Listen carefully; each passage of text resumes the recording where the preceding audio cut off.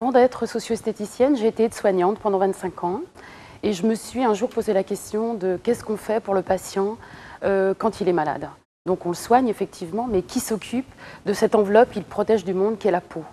Donc je suis devenue esthéticienne, puis socio-esthéticienne.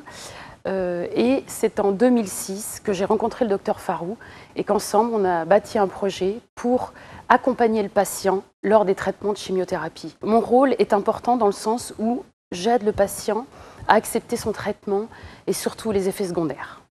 Donc mon rôle est vraiment un rôle d'encadrement auprès du patient, c'est-à-dire que je m'engage à restaurer l'image corporelle du patient. Les traitements de chimiothérapie ont un effet extrêmement dévastateur sur la peau. L'état cutané est catastrophique. Le patient voit sa peau vraiment se dégrader. Au travers des soins esthétiques, je leur conseille de bien s'hydrater, je leur conseille des produits, mais également avec le docteur Farou et Béatrice Pasquier, on a mis en place au CHD de La Roche-sur-Yon, en gastroentérologie, les soins du corps sous infusion d'eau chaude. Donc il y a eu toute une restauration de la salle de bain grâce à Arcade.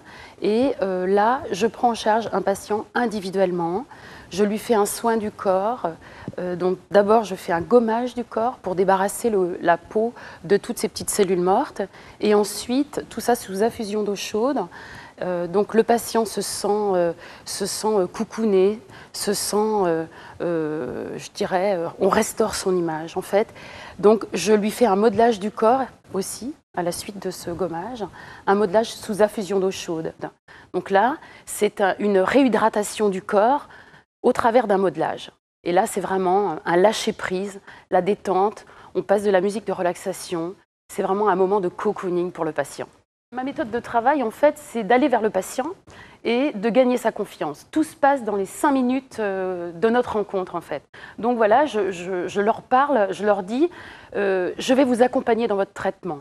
Mon rôle, c'est de vous aider à accepter le traitement et les effets secondaires. Donc, vous savez, alors, on parle effectivement de ces effets secondaires. Souvent, le patient est tout à fait au courant de ce qui l'attend. Donc je dis voilà, vous inquiétez pas, je vais être là, je vais vous accompagner. Je fixe des objectifs, à savoir, je dis au patient voilà, moi quand je vais vous voir dans votre lit, je vais m'occuper de vous, c'est moi qui vais faire le soin. Mais ensuite, vous allez continuer à la maison, donc je donne des petits échantillons, vous allez continuer de prendre soin de vous. Il faut à tout prix que le malade reprenne sa vie en main, sorte un petit peu la tête de l'eau. Et quand le patient s'occupe de lui, s'occupe de sa peau, il pense un petit peu moins à sa maladie. Et du coup, ça lui permet de poursuivre ce traitement. Et on se revoit 15 jours, 3 semaines après, on refait le point, on refait un petit bilan. Alors, comment ça s'est passé? Avez-vous eu des petits soucis? Vous voyez, c'est vraiment, il faut qu'ils aient ma confiance. Et du coup, on fait le point ensemble. En général, ça se passe plutôt bien. Et le patient, tous les jours, hommes et femmes confondus, passe de la crème sur son visage, sur son corps, sur ses pieds, sur ses mains. Et je vous assure qu'on obtient de très très bons résultats. C'est vrai que le patient me voit différemment du corps médical, en fait, du corps médical et paramédical. C'est vrai que j'arrive avec une tenue totalement différente. Je voulais absolument ne pas avoir de tenue blanche, mais plutôt une tenue colorée, ce qui me paraît important, tout simplement pour qu'on me reconnaisse dans ma fonction. Et c'est vrai que quand je rentre dans une chambre, le patient me dit, voilà, me reconnaissent tout de suite en fait par ma fonction, parce que je ne porte pas les mêmes couleurs que les autres. Beaucoup de patients me disent, voilà notre rayon de soleil. Donc c'est vrai que c'est... Et moi, de ce fait, j'ai aussi atteint un épanouissement professionnel dont je ne soupçonnais pas l'existence. L'objectif, c'est de montrer aux patients qu'on peut prendre soin d'eux et c'est prendre en charge le patient dans sa globalité.